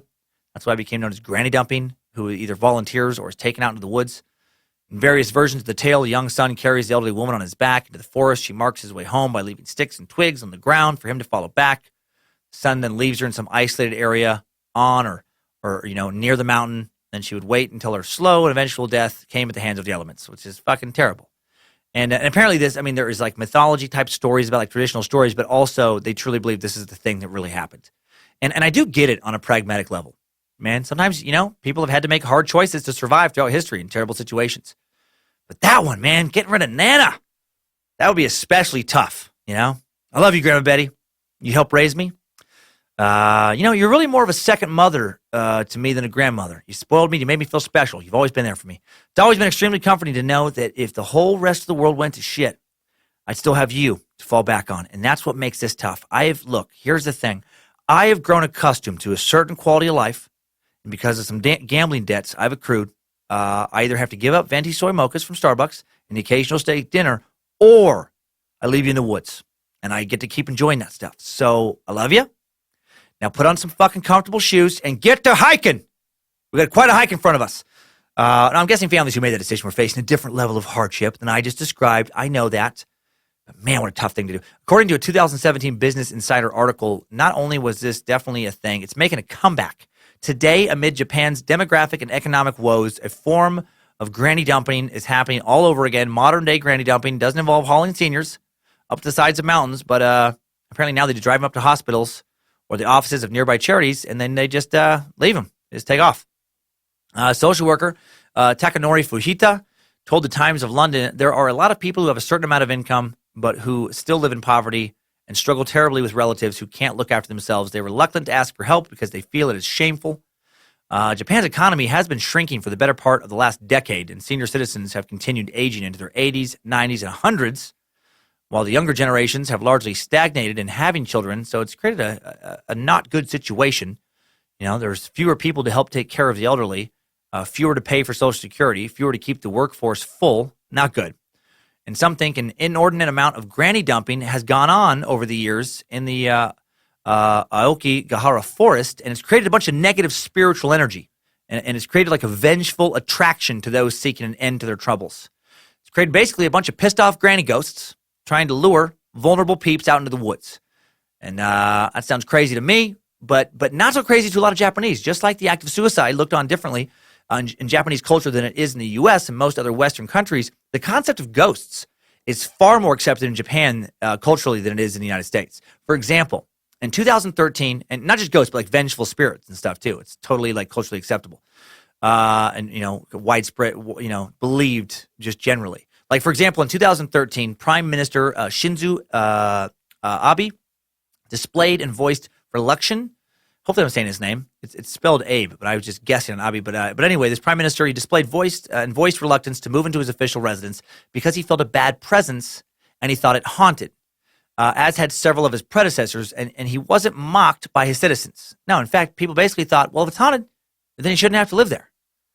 Now think about how that would be interpreted here in the U.S. Can you imagine the media mockery that would go on if one of our presidents had said they were not going to move into the White House because they were spooked by the ghost living in that? Like, people would lose their mind. The public would have no faith in the president. Congress would immediately try and find ways to start the impeachment process on the grounds of mental instability. You know, do you imagine some concerned official like, I'm sorry, why did you just say you can't live in the White House, Mr. President? There's some spooky ghosts in there. There's a lot of spooky ghosts in there. Please, Mr. President, you're already late for a very important meeting. It's gonna get me. The spooky ghost is gonna get. I know it. I can feel it. Well, a lot of Japanese citizens have no problem at all believing in ghosts, and a lot of them don't think they're very nice. Spiritualists in Japan firmly believe that this suicide forest is haunted by the Yuri, vengeful spirits of the dead. It is thought that the trees themselves have soaked in the malevolent energy produced by the countless suicides, all the granny dumping beforehand, all these traumatic deaths that have transpired in the forest, and it's like the fucking trees themselves have soaked in that essence. And the Yuri, they're believed to be a very particular type of ghost that has long been held as being real in Japanese culture. And the belief is that the Yuri come from people who died under duress, extreme sadness, or anger, often the victims of murder or suicide. They are the most dangerous of all ghosts. They are believed to usually, but not always, be women, as traditional Japanese culture views women as being more emotional and therefore more capable of producing the extreme emotions required for the creation of one of these spirits. Be gone, Lucifina. Get out of here. Go on. Get. Yuri are terrifyingly strong and capable of immense harm, it is believed. And even more fun, they can't be banished. They can't be exorcised. They can just be temporarily calmed. So that's sweet. They run on desire alone. This can be anything from telling a loved one that they miss them to the desire just to fucking burn the world to the ground. Whatever they want, usually related to some sort of vengeance, they will fiercely seek it out. And thankfully, they are believed to commonly, to be tied to a specific object. That's like the whole tree absorbing the essence. They're tied to a place, they're tied to an object, which does give you the ability to avoid them. And a lot of Japanese spiritualists believe that the suicide forest is basically just fucking crammed full of these Yuri. And if you've ever seen any Japanese or Japanese-inspired horror film, you know exactly what these ghosts look like. The Yuri, they're pale women, usually dressed in a simple white dress of sorts. They have long, dark hair, often covering their faces and obscuring their identity. They move oddly and erratically. They have no ties to the physical realm. They can bend whatever laws they choose to terrify their victims. It gives them the ability to move with terrifying speed, to defy gravity and do that, creepy shit where they're crawling on the ceiling. They have the ability to change shape. They can alter the living's vision in moments, in a moment's time as well, creating hallucinations, disorientating you for their own purposes. They are basically those creepy monster kids from The Grudge and The Ring. I don't know if you've seen those movies, but that is the Yuri. Those horror movies that were originally made in Japan and then remade into American horror movies. And I really hope that's not what's going on in the Suicide Forest. Holy shit. That folk, shifts the narrative from being sad to downright fucking terrifying. Getting killed by that creepy-ass girl from The Ring, pretty high up on my list of least favorite ways to die. Can these Yuri be stopped if you encounter one? Well, there's a ofunda, a Shinto prayer sheet that can be placed on an entrance to block or attempt to block the Yuri from entering a place.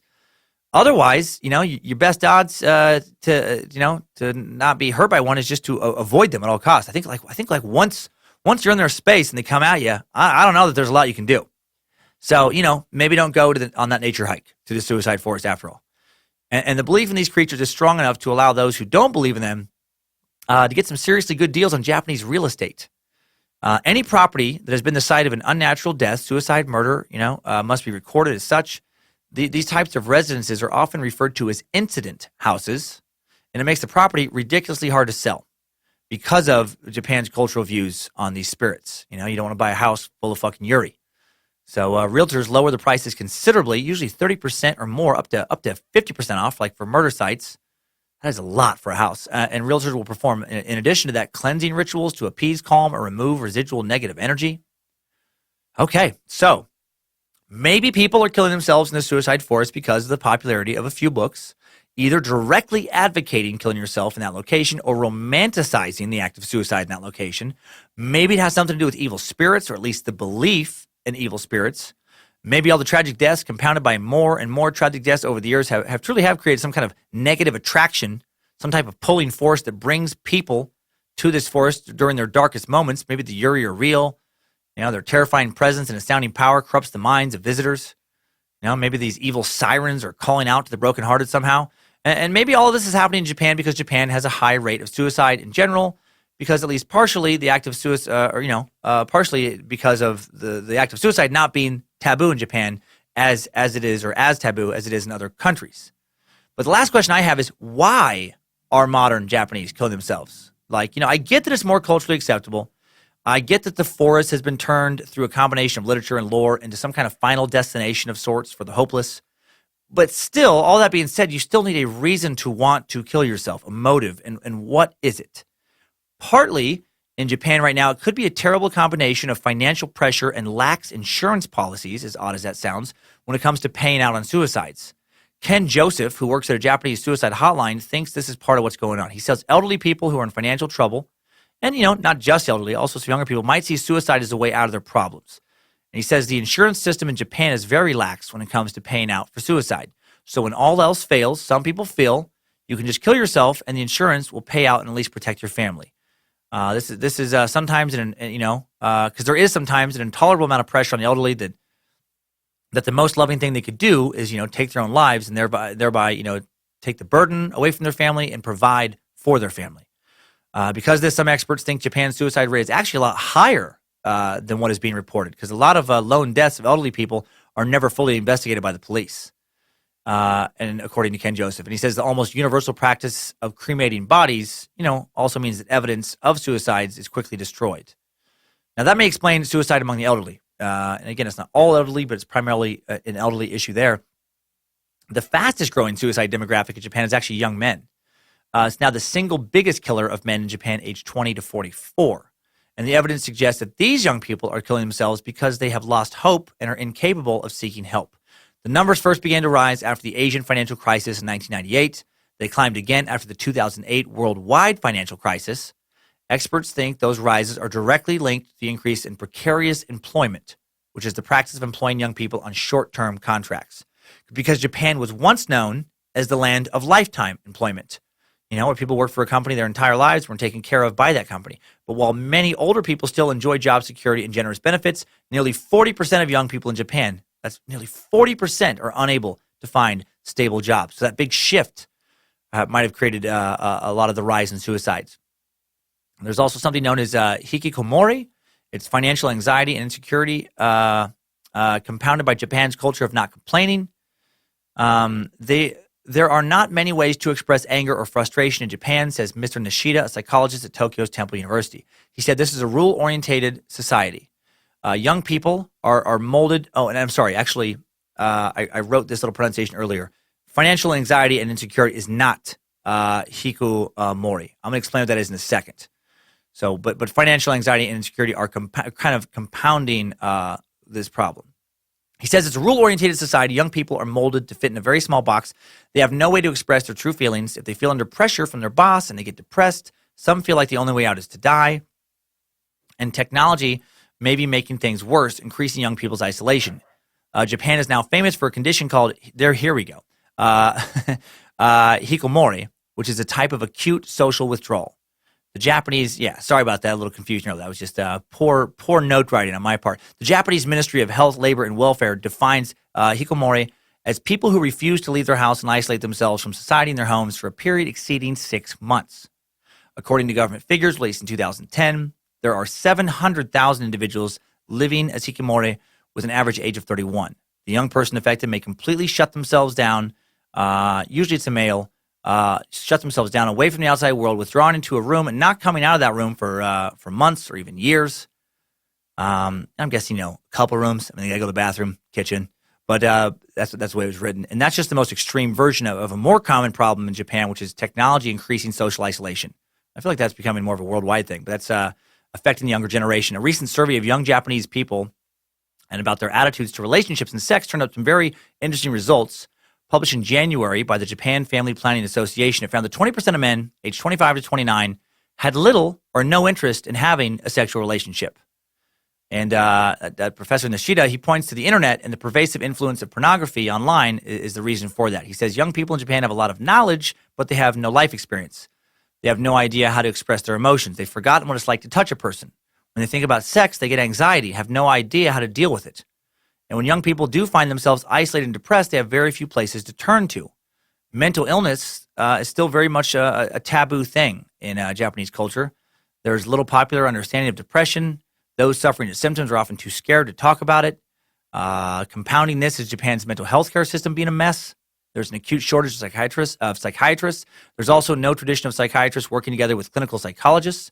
People suffering from mental illness might be prescribed some powerful psychotropic medication, but unlike in the West, it's usually not accompanied with any kind of counseling. And also the counseling industry is a bit of a free-for-all. Unlike America and Europe, there's no government-mandated system of training. Anybody can set themselves up as a counselor. And it's very hard for someone seeking help to know that the counselor actually knows what they're fucking doing. So it's not a happy picture. While the suicide rate has actually begun to decline in the last 3 years, it is still woefully high. Professor Nishida says Japan needs to start talking about mental illness a lot more, and not just as something scary and strange that afflicts a few. When you see a television discussion on mental illness in Japan, they still talk as if depression equals suicide. He says that needs to change. So, a lot of interesting shit. The main takeaway I just took from all of that is you can't make suicide a taboo, undiscussable topic if you want to reduce its societal impact. I mean, that's what I like most about Timesuck, man. We can talk, we can joke around about fucking anything here. Nothing's taboo, and I think that's really healthy. I really, really do. I do stay away from politics for the most part here on the show, but not because, I feel like it's taboo. I just feel like it's all the media does talk about as far as mainstream media. And it's like you get enough of that every other place. It's nice to have a little refuge from it. I'm human. I reference things here and there, but I think it's more important to explore the issues, underlying issues, underneath the politics, like in the gun episode. Talk about an issue that comes up politically, so that we can all make a more informed decision about that and pick the appropriate candidate and all that kind of good stuff. But nothing should be taboo to talk about, man. I firmly believe you make something taboo, it can make a situation a lot worse, like sex. You make sex a taboo topic. I feel like there's going to be a rise in sex crimes. You make suicide and talking about suicide super taboo. I feel like there's going to be a rise in suicides. How are you going to solve a problem if you've created a situation where no one feels comfortable to even talk about it? And also, you need the right people to talk about it with, which is what we have in this country. So call the suicide helpline, suicidepreventionhotline.org. Again, 1-800-273-8255. Feel zero fucking shame when you do so. You should feel pride that you're handling your shit. And if you're not in the U.S., you're living in Sweden, Germany, Australia, New Zealand, Canada, the UK, Ireland, one of the many other countries where time suckers listen in, Google suicide hotline and just find your country's phone number. If you don't have Google, fucking use Gaggle, use Shittle, use Third Worldle. I don't know, whatever you have in your country, fucking use it. If you don't have a computer, get a phone book. If your country is back in 1996 still, I'm sure you have a phone book. And I'm sure those places exist. Call fucking City Hall. They'll point you in the right direction. But seriously, don't fuck around. Don't end up in Nimrod's butthole. Get help.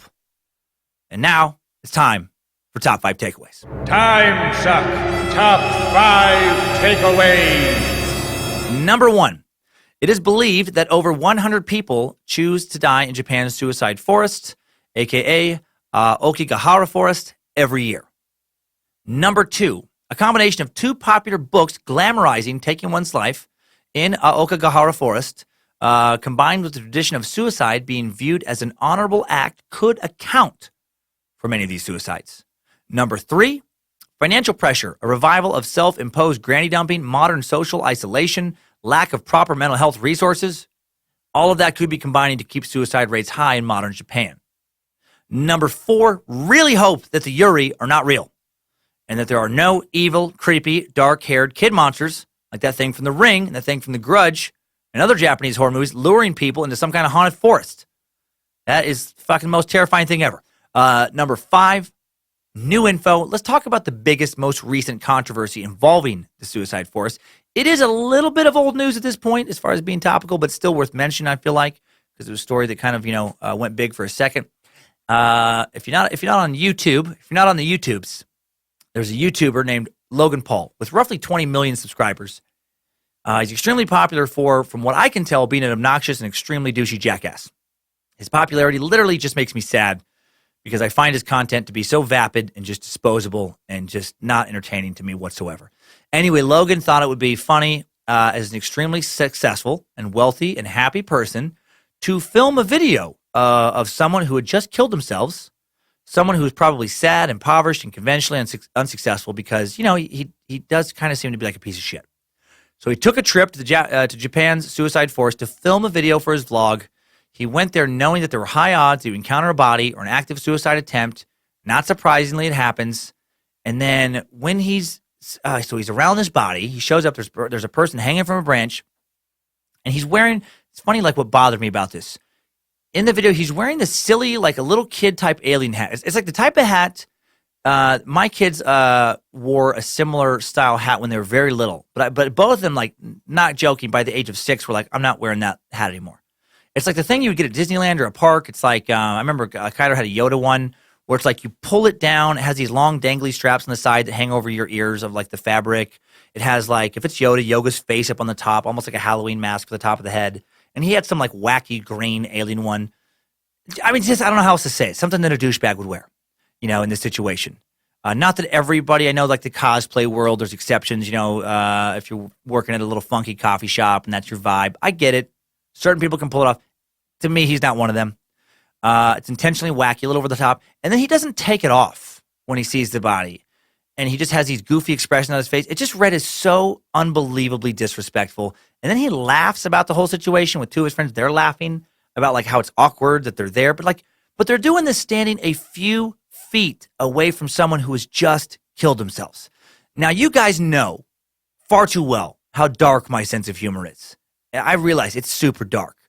But I also feel like I have a pretty good understanding of time and place, of context, when you make dark jokes. I feel like to crack weird jokes about Chikatilo on this podcast, in this weird little world we created, that's one thing. And I know even saying that, there's still a valid argument that it could still be in poor taste, to some people's taste. But I do also feel very strongly that it is a whole nother thing to go crack jokes at the crime scene of, say, one of his victims whose body still hasn't been even taken away to the mortuary. I mean, can you imagine that? The difference between joking, privately with your friends or in a podcast or whatever, or on a YouTube video or whatever. If you want to put it out, like you're talking about something, but you're not talking about it like right next to the thing right when it's happened. There is that whole like time plus tragedy equals comedy, which I do believe in. And he got called out online. Aaron Paul from Breaking Bad on Twitter says, "How dare you? You disgust me. I can't believe that so many young people look up to you. So sad. Hopefully this latest video woke them up. You are pure trash, plain and simple. Suicide, not a joke. Go rot in hell." Lauren Duca, who writes for Teen Vogue, said on Twitter, "Logan Paul is an immoral piece of shit who could not be less deserving of his platform. Fuck. If you need help, the National Suicide Prevention Lifeline is 1-800-273-TALK. There's another one. Fellow YouTuber Philip DeFranco said, "Just remember this. Before all of the extended community outrage against Logan Paul's 'We Found a Dead Body' video, there was a seemingly uncontested 550 to 600,000 likes on it. His core audience doesn't give a fuck. Unless YouTube does something, this doesn't hurt him." And that's another thing. This video is no longer on YouTube. I found like an old portion of it that was on like Vimeo, and it wasn't under the original title. I guess the original title was "We Found a Dead Body," and it was featured on YouTube's homepage, which is bad. Logan took 3 weeks off after the outrage about his video. He supposedly spent time reflecting on, learning about depression, the complexities of suicide. And then I got to say, to his credit, selfish motives or not, he did pledge $1 million to suicide prevention organizations. And he did make another video after his apology. He made an apology, and then he made another one where he sincerely discusses suicide. Timesuck Top 5 Takeaways. All right, Suicide Forest sucked. Space Lizards, you wanted it, you got it. And we did learn a lot, and I do think it is very good to have a discussion about suicide from time to time. Way too many people die because of it. So call the suicide helpline again, 1-800-273-8255. So I guess that was the same one. I just didn't see it in talk form. But anyway, we'll have that in the episode description. So it's right there. It's an easy little link. We'll put the website and stuff on there. Make it super easy for you. Man, today's suck got me very excited for a future samurai suck Death Before Dishonor. Those guys did not fuck around. New stand-up comedy album. We could all use some comedy right now. Maybe I'm the Problem. It's up on Spotify now for those of you who prefer to stream instead of download. Thanks again to all of you who have already checked it out. And thanks to Harmony Vellicamp, Jesse Dobner, Lindsey Cummins, Josh Krell, Alex Dugan, the entire Timesuck team for their help, and huge thanks. And thanks yet again to my sister Donna Hale for researching another episode. Other researchers coming up next. I think this next one's a Heather Rylander research piece. Not going full nepotism yet on the suck. Next Monday, we're gonna suck on Joan of Arc, and I'm really excited for that one. Gonna suck her hard. Gonna get her all in. Joan of Arc, man, peasant girl living in medieval 15th century France, believes that God had chosen her to lead France to victory in its long-running war with England with no military training. Joan convinces the embattled crown prince Charles to allow her to lead a French army to the besieged city of Orleans, where she kicked some English and Burgundian ass. After seeing the prince crowned King Charles VII, Joan would not get to enjoy the victory for very long. A year later, after her big victory, she's captured by the Anglo-Burgundian forces, tried for witchcraft and heresy, burned at the stake in 1431 at the age of 19. Man, how crazy is it? She was able to do so much in her 19 years on Earth that almost 600 years after her death, we are still talking about her. She still has massive worldwide name recognition. If she was alive now, or, had just recently died for this, she'd have like 100 million followers on Instagram. Excited to dig in to this medieval badass. Love finally talking about a badass warrior woman as well. Okay, so let's find out what you suckers have been drawn to now this past week. Let's get in to some Timesucker updates. Updates? Get your Timesucker updates.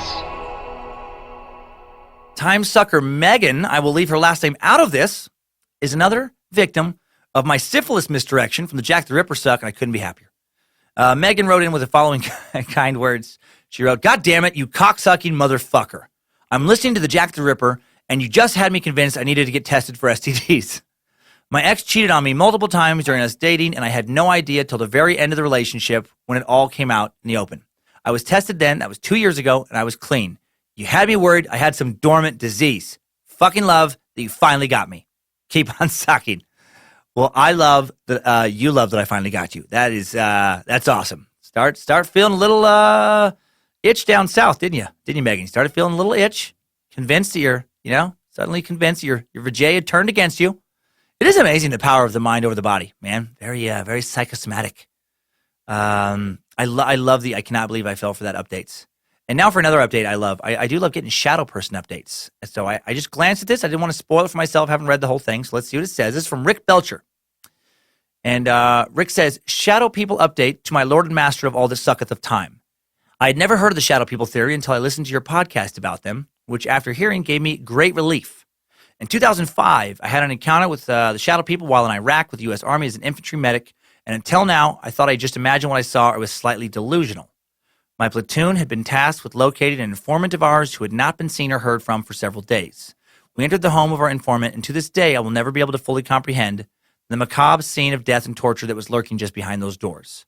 We unfortunately found our informant as an entire family, had been raped and tortured and finally burned alive. The man's family, which included a wife, 3 sons, and 2 daughters, were found in various rooms of the house. The smell was rancid, burned flesh. After the house had been cleared of all potential threats to us, unfortunately, we found none. I was tasked with another soldier to start collecting bodies for transport. My battle buddy and I entered the room of the youngest daughter, and there we found a skeletal dark figure crouched over her body as if feeding off of her. The soldier bolted back out the door, and the creature turned its lightly glowing red eyes upon me. I would have run, but was frozen in place, unable to even lift my rifle to defend myself.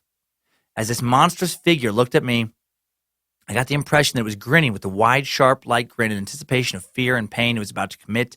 The creature slowly got into attack style, posturing, preparing to lunge at my still frozen body. I couldn't breathe. I couldn't scream. I couldn't look away as the shadow man's eyes grew brighter, lighting up the room slightly. Right as he lunged for me out of nowhere, Bo motherfucking Jangles. 3-legged, one-eyed half-breed, hellhound son of Lucifina and Poseidon, creator of Dr. Shave's Shave Butter, using 98.3% of his own semen mixed with 1.7% of communist children's tears, Jesus Christ, stirred by the third secret fist of Chuck Norris, who inspired John Holmes to undergo cock-lengthening surgery, ripped into the creature, tearing his throat, leaving a trail of visceral smoke, bleeding from Toothy Grin's neck. As the creature lied there, Bo motherfucking Jangles teabagged the hole in his throat while skull fucking, Jesus Christ, with a cyber genetically enhanced cock, saving my life and soul from being devoured. Hail fucking Nimrod. God bless the ball sack of Bo Jangles. Wow. Thank you, Rich Belgian. That was intense. That was a good misdirect, man. I don't know if you were in the service. Thank you for your service. If not, that was a hell of a story you were weaving there. Did not expect the Bo Jangles misdirect. That was well done. That was in a very intense one at that. Now we got an email from Timesucker John Meyer, who writes in saying, "Dear Master Sucker, I started Timesuck in April, and I just finished the entire catalog today. I celebrated by officially becoming a Space Lizards Knight. Yay! Thank you. Wanted to drop you a note saying thank you for an enlightening and entertaining 6 weeks. I also wanted to get through every episode before chiming in on a little pronunciation item I noticed in a few episodes. Yeah, I would imagine all episodes. I'm sure today there was a bunch of terrible ones. I can't remember exactly which episodes, but I'm pretty certain on at least a couple of occasions you pronounced the word, oh yeah. I did read this earlier, and you're absolutely right. You pronounced the word misled, the past tense of mislead, as misled. I absolutely did. I actually love that you did because I was called out for the same pronunciation when I was reading out loud in school. I think I confabulated the word miser and misled, and came to the conclusion that there was such a thing as an old misler who cons and deceives people. I am now a full believer that the she-misler herself, Lucifina, is the one who misled my mushmouth and continues her misling ways to this day. Damn you, Lucifina. Keep up the great work, and as for me, I will continue to lick the delicious word vomit from your puke-filled beard until the day I follow the great light to the end of Nimrod's pee hole and enter his glorious nutsack. Hail Nimrod. You guys are such wordsmiths. I love it. Yeah, you know what? I'm so glad you pointed that out because I think I've been doing that a long time, as in maybe my entire adult life. Well, I guess why would I do it right as a kid and then not do it right as my entire ever since I found that word, misled. It's misled. Oh man. Then you sent a second email saying, "P.S. I think you narrowly avoided potential copyright infringement with the Pootie and Juju catchphrase, too little, too diddle. Fortunately, the Micro Penis Awareness Association uses the slogan with no comma, too little to diddle. So I believe you are safe from any future lawsuits." That was well played again, man. Well played. Oh, jeez. You guys. Okay, last one. One last update for today. This is from OG Timesucker, Andrew J. Miglioretto. I'm trying to get caught up, man. I really am, but I've fallen behind. When did Pootie and Juju first show up? Stalinsuck is when they first showed up. Yeah, Vladimir Lenin was a big fan of Pootie and Juju comics.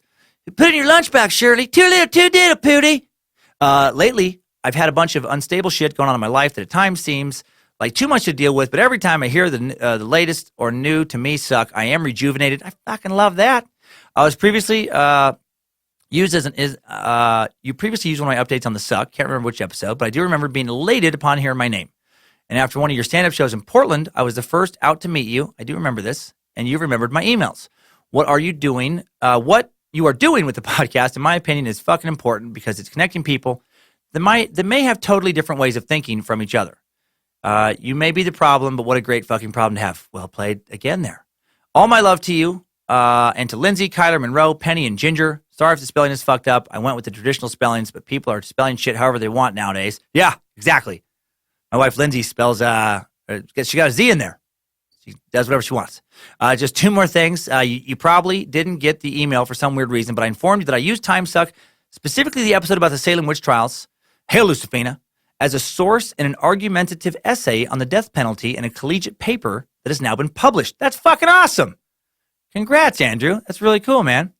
And then also number two, O'Riordan, as in Dolores Riordan is pronounced. Oh, okay, O'Riordan. I think I was doing O'Riordan.